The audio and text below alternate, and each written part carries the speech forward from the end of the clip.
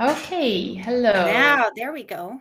Yes, great. So officially welcome everyone to this meeting with Jessica. And we will focus mainly on this. Well, I guess it's not a new book, but it's newly translated. So it's a fresh thing here in Poland. And I very much recommend it. It's different. It's a fresh look. I told my community that it's not an easy book. It's painful sometimes because it makes us realize that we have this control over our dogs, and we decide upon everything that they do, and it's not necessarily something that they would choose, and they might not be happy with the choices we make, and it's eye-opening. So it's really, it's one of the top books on the list that I have for all my students now, so I'm very grateful that you wrote it. Thank you. It was hard to write, I must say.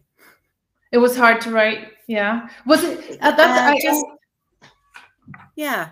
Continue. I think a lot of my books have tended to be kind of challenging and almost confrontational, as much as I try not to be that way. And I tried even harder with this book, because I think people are trying so hard to do the right thing for their dogs. So I didn't want to be judgmental or, you're not doing a good job. But I do think we all could be doing better. Yes. Well, it is hard to tell people that what you do with all your heart and want to do good it's not the best, but I mean, those steps should be made and have to be made for our dogs to feel better. I was thinking, is it that your approach maybe changed over the years, that you maybe thought differently and then you came into this this change? Yeah, and believe it or not, I think over the years that I've been writing about dogs, which is quite a few years, I've softened so much in my approach, and really, I really do think, so I think two things, and they'll sound contradictory. Yeah. I think that dogs are struggling now more than they ever have. Okay. Things are really difficult for dogs, for a variety of reasons, which we can talk about if you want to. Yes. I also think that people are trying even harder than ever. And the amount of love that people are pouring out toward their dogs is kind of mind-boggling. And yet still, so it's really a mismatch. And you can probably tell from reading the book that I have been influenced by Eastern philosophy quite a bit. So this idea that it isn't an either or. Either we're doing poorly or we're doing well. We're doing both. And really being, having some good perspective about that. And, I think in our human relationships, if we said, I'm perfect, but my partner needs to change, that we could all recognize that as a recipe for disaster. Yeah. But I think with our dogs, we maybe don't give them the same grace. And I guess that's if anything, like the message of my book is just to give our dogs the same grace that we give to ourselves and to each other, and also to give ourselves forgiveness. And it doesn't do anybody any good for us to beat ourselves over the head with a stick.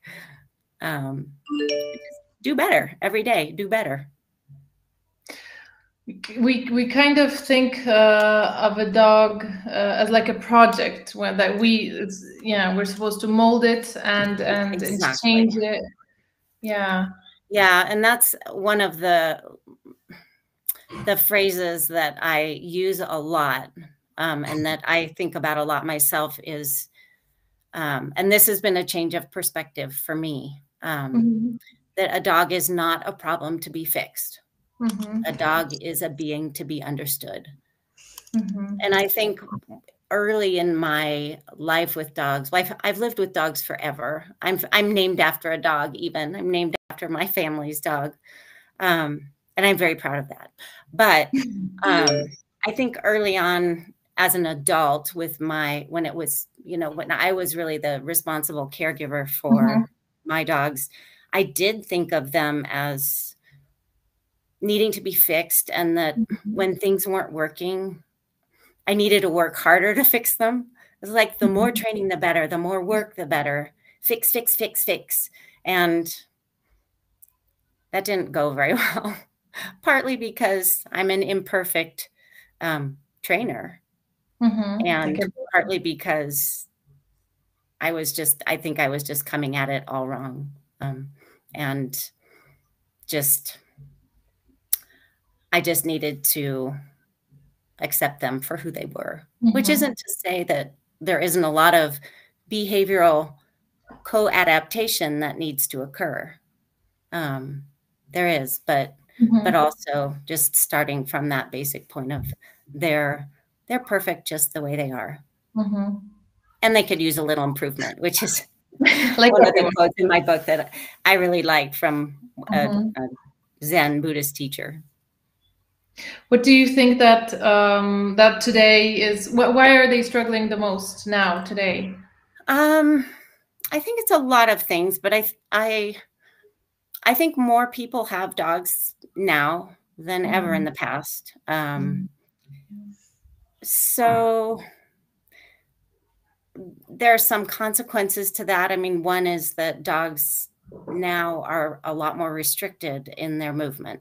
Like, it's illegal in the US at least, and I'm not sure how it is there, but it's illegal for a dog to walk around freely unless they're on your own property. Okay, whole United States? Yes. Always on leash, no matter every park. Yeah, there are places like dog parks and national forest. There are definitely places dogs can be free legitimately, but they're restricted. I mean, those places are wonderful, and I'm lucky because I live in a place, and there's a reason I live here, because I'm surrounded by national forest, and dogs can be off leash. It's wonderful. But if I were walking around my neighborhood on the streets, my dog would have to be on a leash. Okay. Is there like a length of the leash that? No, it doesn't. No. It could be 100 feet long if you want it, if you were brave enough to try that. So I think that's one thing, that the level of restriction is greater. And I think, ironically, a lot of the things that have been invented or are sort of created by the pet industry to help dogs, or they aren't really to help dogs, they're to help people manage dogs. Like the number of options for behavioral modification. I'll put this in scare quotes very carefully. I'm sure you would probably agree with that qualification there. The number of tools available to people to suppress natural dog behaviors is off the charts. And I just was looking at some statistics on the global pet behavior modification market, specifically for electric collars, like shock collars and crates. And the amount of money that people spend is, I think right now, $1.5 billion just in the US on electric collars, and it's expected to double in 10 years. So think of all these dogs who are already constrained because there's just, more dogs, less space, more people dog conflict, more dog conflict, and then sort of to deal with the frustrations that are boiling over in dogs, people are resorting to these tools that just make the problem worse for dogs, because they're constrained, and now they're also scared or anxious. And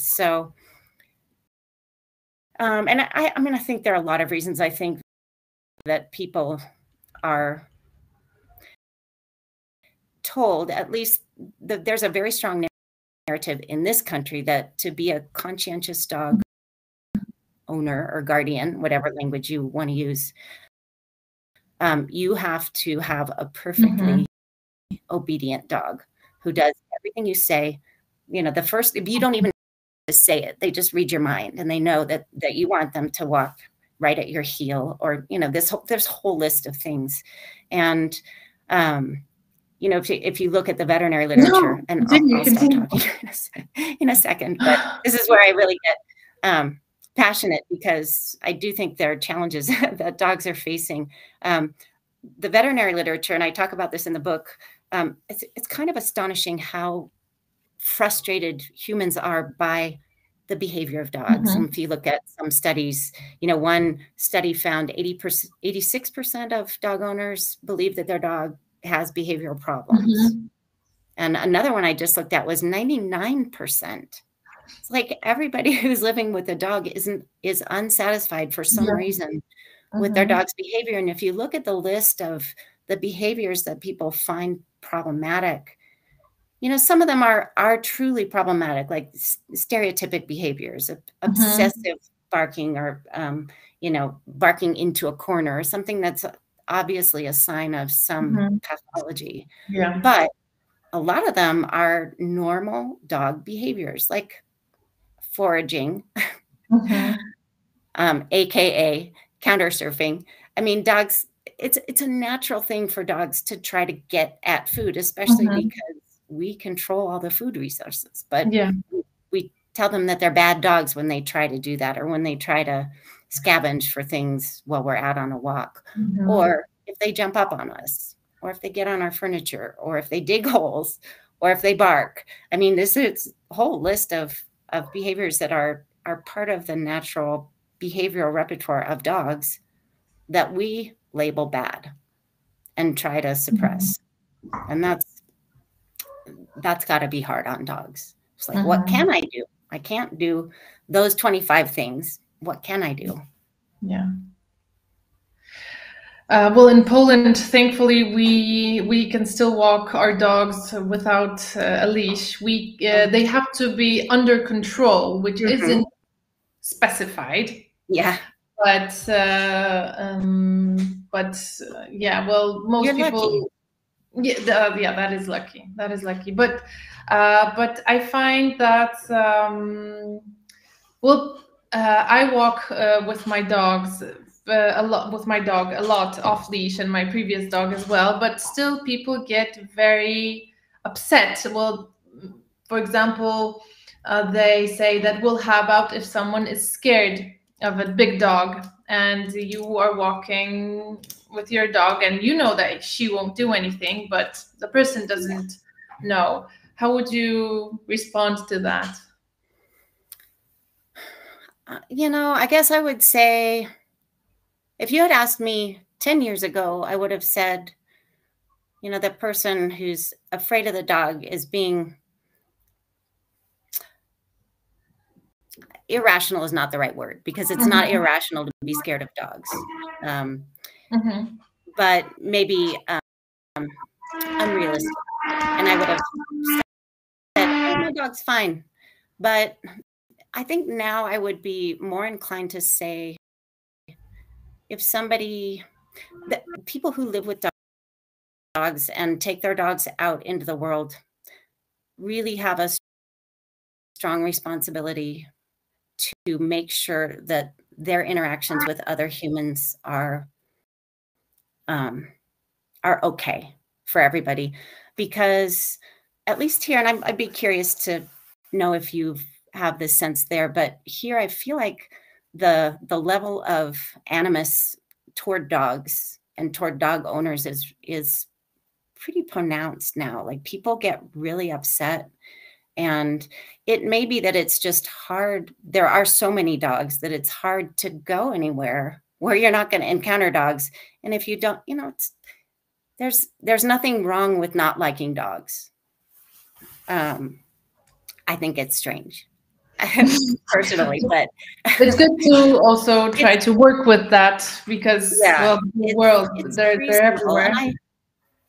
I actually got attacked by a dog about 4 months ago, and that changed my perspective too, because I am now scared when I'm walking and a dog is approaching who I was going to say who I don't know, but actually even a dog I do know, because this was a dog I do know and who had been fine and friendly.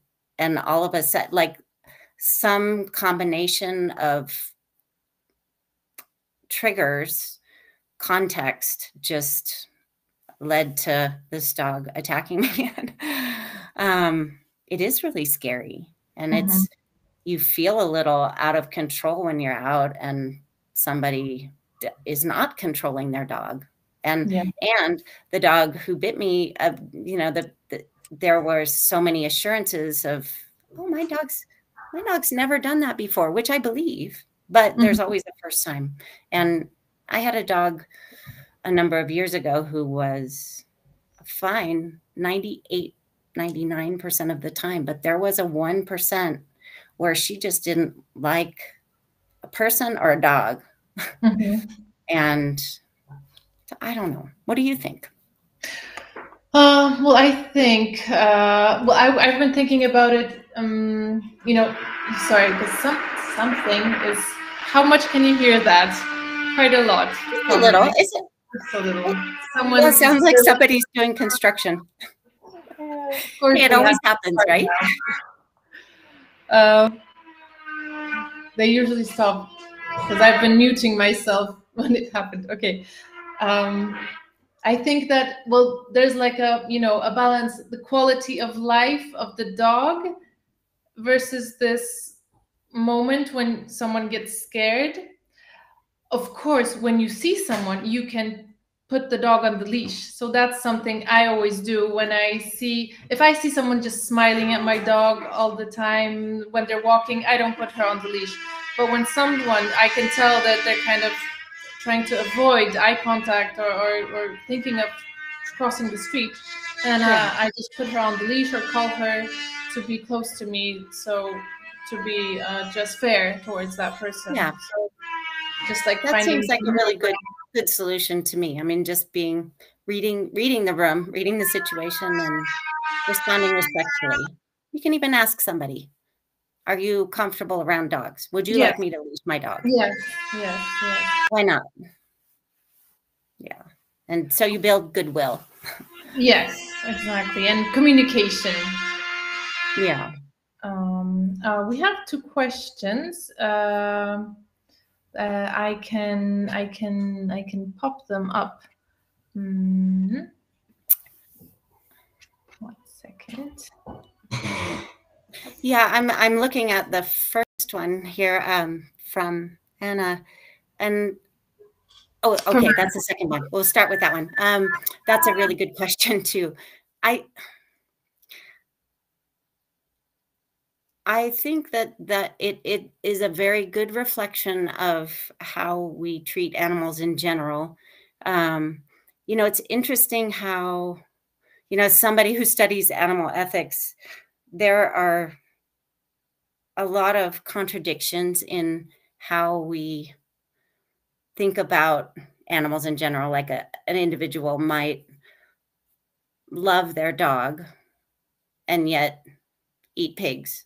And we don't really see contradictions in that. And I think with dogs, we have even some internal contradictions. We see them as these individual beings who we love, and at the same time, we also see them as property, and we also see them as consumable products. And somehow we are able to hold these sort of dissonant ideas in our mind. There are people who say, well, if you if you love a dog and live with a dog, it's going to sort of change how you view the moral status of other animals. And I'm not sure about that. I guess I'm of two minds. I think for some people it might have that effect. I mean, just looking into the eyes of a dog and seeing that there's a soul and a being, an individual, and it's not so very different from looking at a different animal and seeing that. I don't know. There's so many interesting things. Another thing that comes into mind is, and I mentioned this in the book too, I think it's kind of funny to me that, like, if my dog poops in the wild, I see that as unnatural and I pick it up. And it's kind of like if somebody else's dog has pooped and I see it, I'm like, oh, that's terrible. Why didn't they pick it up? And if I see a fox poop, I'm like, oh, that's kind of exciting. Am I going to get to see the fox? So we have these sort of weird things about dogs not really being part of nature, even though they are. And yet it makes sense too. I don't know if it's true in Poland, but here, I mean, there are a lot of people using the trails. So it really does become a problem if people don't pick up dog poop because there's just a lot. So yeah, I'm giving complicated answers to all of these. Yeah. I know this is typically if you ask an ethicist anything, they'll say, well, it depends. Yes. Well, here's a comment that Anna left. Yeah. And this highlights what I think is one of the really interesting things and difficult things about living with dogs is that we live within these kind of structural constraints that are deeply problematic for dogs, but that we also need to respect. And we've been talking about this already with off-leash dogs and on-leash dogs, but I mean, it's not natural for a dog to be on a leash. It's a hardship for a dog to be on a leash, especially all the time. I mean, I think, and we can talk about this too, I think there are ways to use leashes that are very dog friendly and that are a collaboration rather than using it as a tool of control. But it's sad to think of a dog never getting to roam around freely and explore the world at his or her own pace and not at the pace of a human on the other end of a leash. But I agree. It's dogs, at least what I have observed here is if two dogs are off leash, it's generally okay. Mm-hmm. If two dogs are on leash, it's potentially problematic. Yeah. And if one dog is and one dog isn't, it's probably even more problematic. And, I think that the fact that there's a whole behavioral category called leash reactivity should suggest to us that leashes are difficult for dogs. It's not that dogs are difficult. It's that leashes are difficult for dogs. Mm-hmm. That like you wrote in the book that we blame like the whole weight of walking on a leash is on the shoulders of the dog, that he has to learn exactly and know how, and it's not up to us who just thought of this string and just attach it to a dog and hey, now this is your life. And so I've been thinking about, rather than the leash as a tool for control, what if we can reframe it as the image that comes to my mind, and this will probably say something about my age, but when I was little, my brother and I had we made tin can radios. Like, you get a tin can from, canned peas or whatever, and you attach a string from one to the other, and then you can go to two separate places and you can talk to each other, and it's magic. It doesn't really work, but it feels like it is.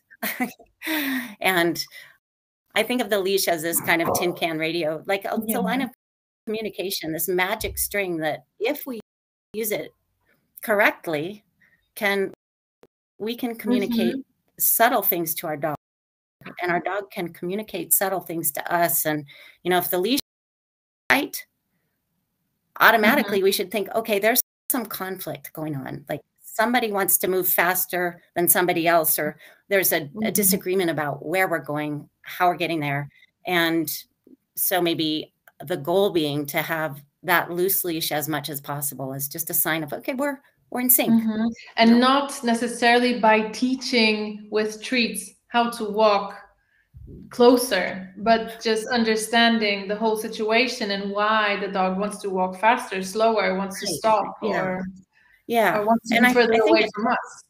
To remind people that, you know, for a dog, walking is not it's not the gait that they would choose primarily. Like they like to trot, they like to dart from one sniff spot to another. And they don't, if you watch a dog, especially, and I talk about this in the book too, in the snow, where you can see the tracks, dogs don't go in a straight line when they're not on a leash. That is not their, like, they probably think that's pretty stupid and boring. Why would you go in a straight line down this piece of cement when there's so many things that are interesting elsewhere? So realizing that the leash really constrains a dog's preferences in significant ways, but it doesn't have to. We can follow our dog on leash if we're willing, especially to do a little off-roading.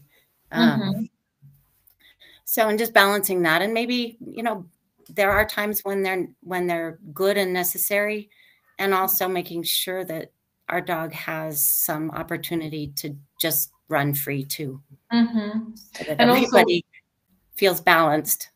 Yes, the balance, because the more you give to the dog, then you can take some. So you can then put on the leash and control him a bit in, I don't know, in some situation where it's needed.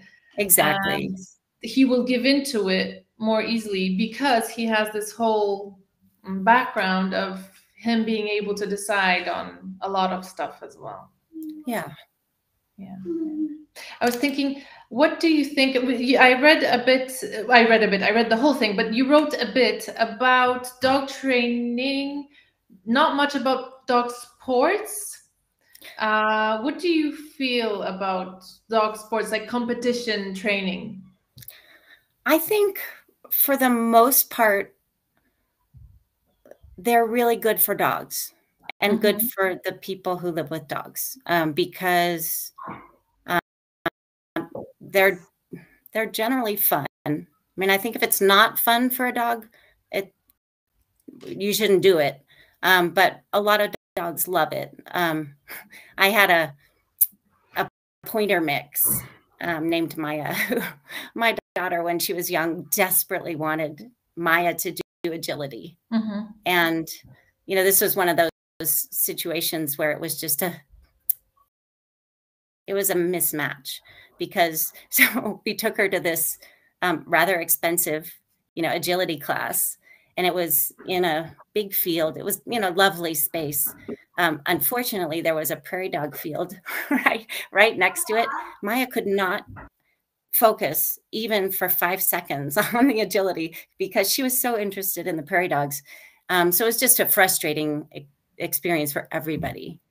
So I think just taking into account the breed of dog, the personality of the dog, the physical capacity of the dog, so that it's not painful. And, you know, if it's something you both enjoy, it is a form of enrichment, and it's a form of physical activity. So I think they're great. Okay, how about, because I think there's a lot of dogs who don't enjoy training, but maybe show this expression of excitement. Maybe there's like the nervous, and maybe sometimes people don't see the difference between happiness and being like overstimulated, over aroused. because there's the dopamine and chasing a ball, getting treats. Yeah, so that is. I think that's a really good point. And I mean, what I would encourage people to do is to really start learning about dogs. And about their dog. And like I've been working on a workbook of exercises sort of based on who's a good dog, but really just like, how do you become a better human? Specifically, like, how do you put this into practice? And one of the things I call it your dog's yes face.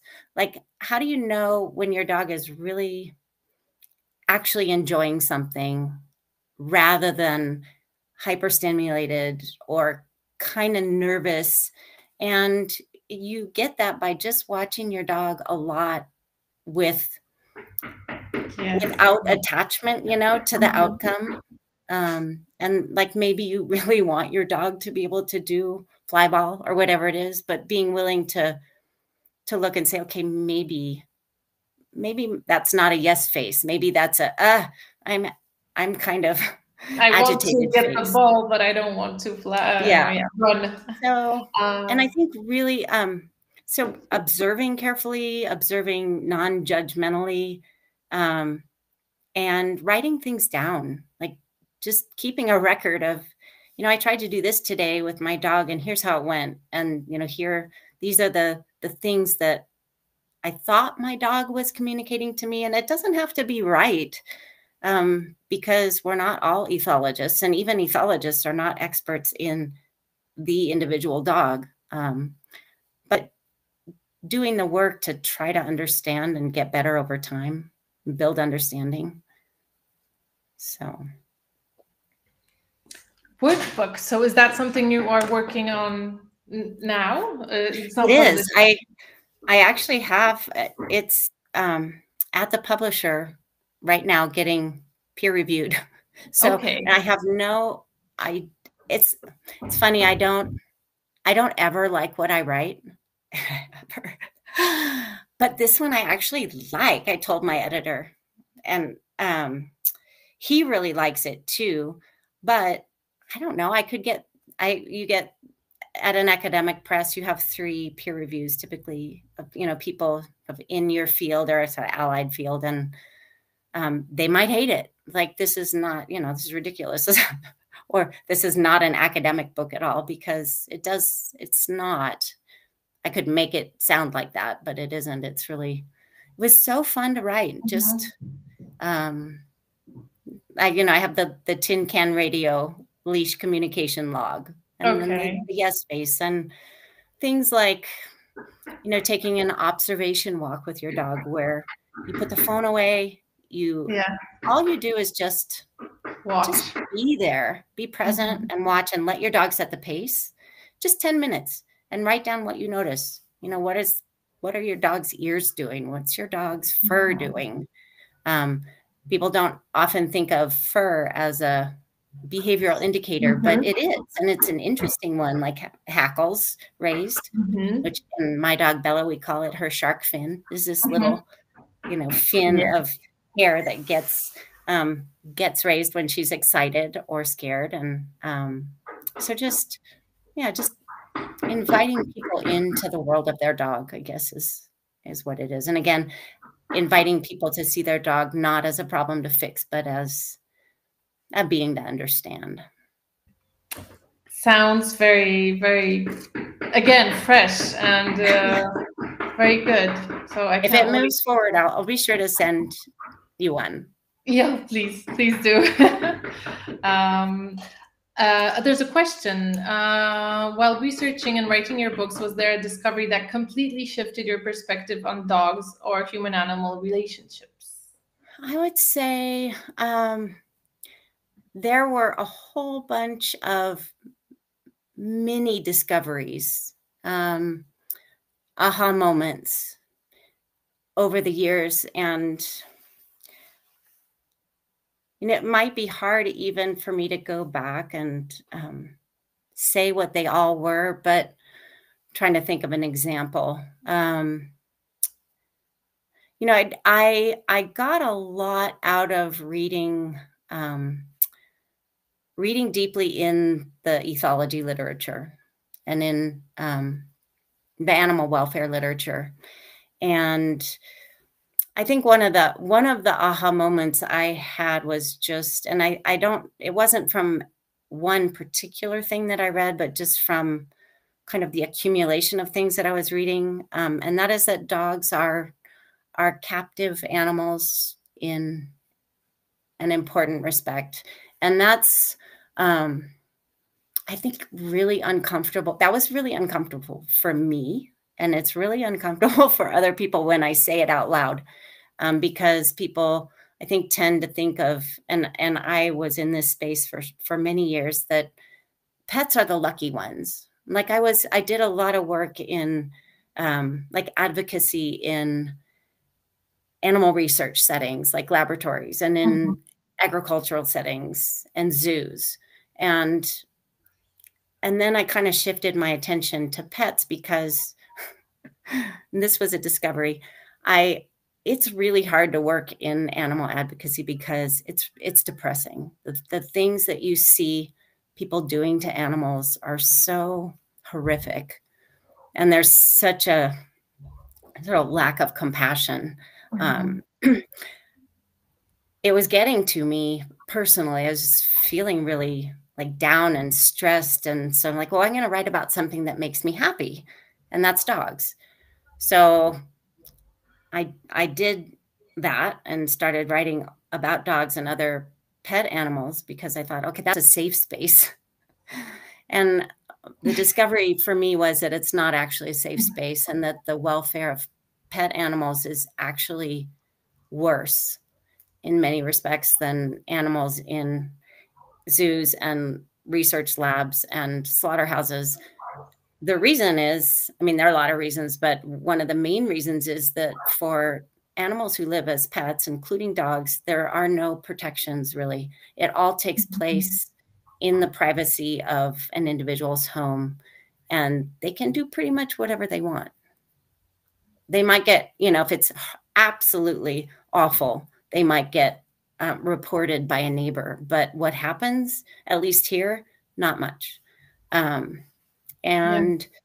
So thinking of dogs and other pets as captive and as compromised in their welfare was a shift, not really a shift that I was hoping for or happy to have, but it was good. Okay. Here I wanted to, because this comment kind of takes me to one of the questions I have. I feel the same way, and even if I feel I'm not and even I feel like I'm not enough for my dogs, that I can't give them the best life, but I still love to work with the clients and help their dogs. And I don't know if I want to have any more dogs, but still want to work with dogs. Yeah, I share that sentiment. My dog Bella is 14 now, and my husband and I have talked about, I can't believe I would even say it out loud, but we have talked about going dog free. And part of the reason is just that it's exhausting. It's especially exhausting to watch an animal who you love decline and be in pain and then eventually die. It's just so painful. But partly I feel like I'm not sure I want to participate in the industry anymore, because I don't think there's any really clean way to do it. Like, where do you get your dog, for starters? Like, I don't feel comfortable getting a dog from a breeder. I don't also feel comfortable getting a dog from a shelter or rescue for various reasons that we can or don't need to talk about. But just I feel like there's compromise everywhere, and also it's just there's so much potential conflict with other people related. Not for everybody. I know there are people who have dogs who are perfect, but I've had very challenging dogs, and I'm exhausted. So, and I also, I think it's a wonderful idea to maybe not have a dog, but still work with people who have dogs, because dogs need help from people who are compassionate and who want to help them. They really do. And people need help too. I mean, I think that people who work in dog training and dog behavior modification really are, I'm not religious, but to use a religious phrase, are doing the Lord's work. It's such difficult, painful work, and people really struggle and are also really difficult, probably. Yes. So I think it'd be hard to work with, to work in a situation where you see that a dog situation is not ideal, and there are things being done to a dog that bother you ethically. And yet being in that space that's uncomfortable, you can probably help the dog. And then you can change only this little as well. Yeah. But I think that little bit is worth it. Yeah, it is. There's an Emily Dickinson poem that I loved when I was a child, and I still do. It's that the first phrase is just, if I could help one fainting robin back into its nest again, I shall not live in vain. So it's just this idea that even if it's this drop in the bucket, you're still making a difference for somebody. And that somebody maybe a dog, and that's if anybody is worthy of our time and effort, it's dogs. So do you think, a little skeptical about people these days, but dogs, no. Dogs, no. Do you think, this is like a philosophical, but you didn't push this subject. You said that about should we even have, should there be, well, pet dogs at all?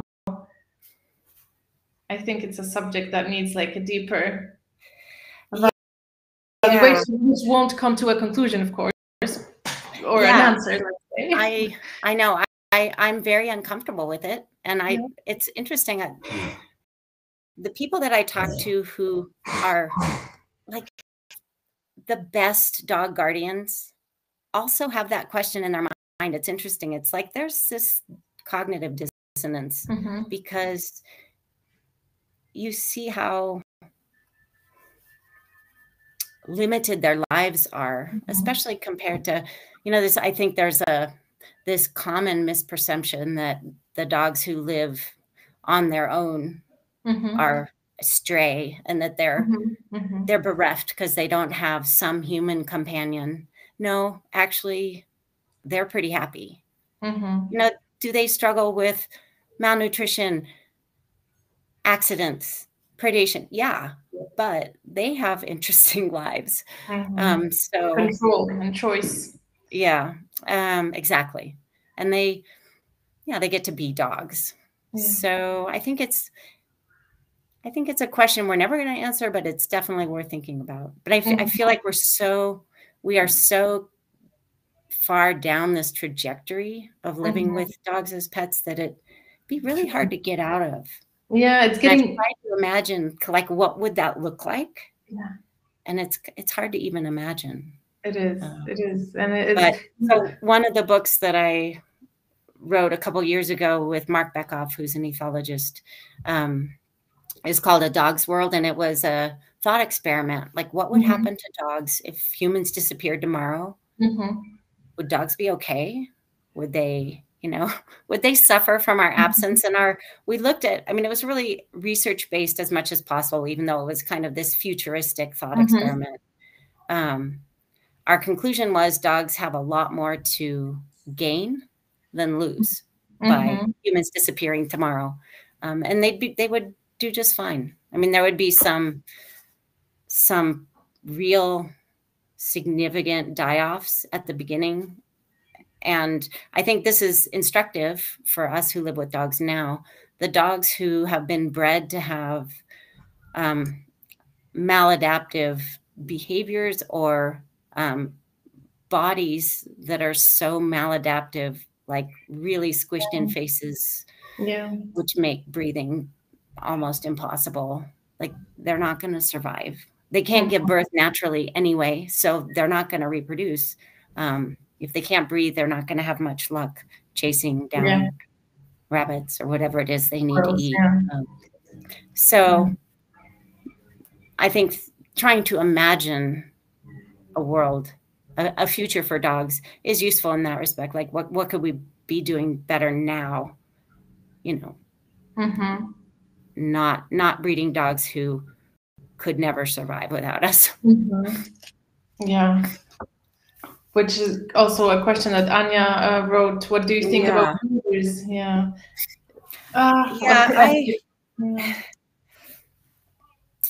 I would tend to, I'll probably offend a lot of people. But I think breeding is really problematic, period.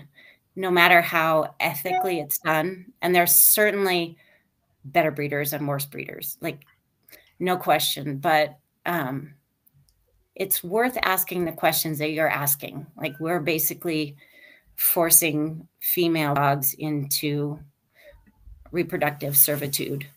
We're taking away their natural suite of behaviors related to finding mates, flirting, falling in love. I'm anthropomorphizing, but I think the language is, you know, if you look at the literature on dog behavior, you know, dogs do form pair bonds. They form family relationships. They take care of each other.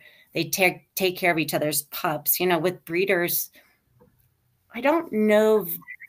I can't think of any where the father actually has any role at all in raising young. Whereas, you know, with feral dogs, they very well might. Yeah, the female dogs don't have a choice. The male dogs don't have a choice either, and often don't even get to have the pleasure of sexual intercourse. They're just, you know, somebody, I'm not sure what the polite language is, but jerks them off into a test tube or whatever it is. It's really kind of disgusting. So sorry if I've alienated lots of people, but no, it's you know, it's like questions that should be asked, and there's just a little ickiness to it. And one of my good friends is just tomorrow, she's getting a new puppy from a good breeder. Yes, legitimately, this breeder is doing everything right that they could as a breeder. And she's so excited, and I share her excitement. And I also have this kind of ick feeling about it too, which I won't share with her, but I do have that. So a really good question. It is. It is. Again, I guess. Anna and Zosię, what do you think? Me? Well, I have the same kind of owning pets. It's kind of I own my dog due to selfish reasons. Because I like to hug her. I like her to be close. I am getting a puppy as well sometime end of the year, and I'm picking the breed for my hobby, which is it's like going shopping and, you know, choosing the coach that fits you best, and the moral background is just there is not. It's just immoral completely. But yet, well, there's people who think about it and talk about it like us, and we still do it. Well, you don't. But then there's people who don't even completely think about it at all. And Yeah, I think that's an important distinction. I mean, just that may sound strange to say, but worry about it, think about it. You may end up doing it because, you know, all of our choices are complicated and there's nothing clean really about, I mean, almost anything we do. It's not ethically without some fallout. But do it with awareness and having thought carefully about what you're doing and why, and whether you've made the optimal choice, all things considered. And how can you make this dog's life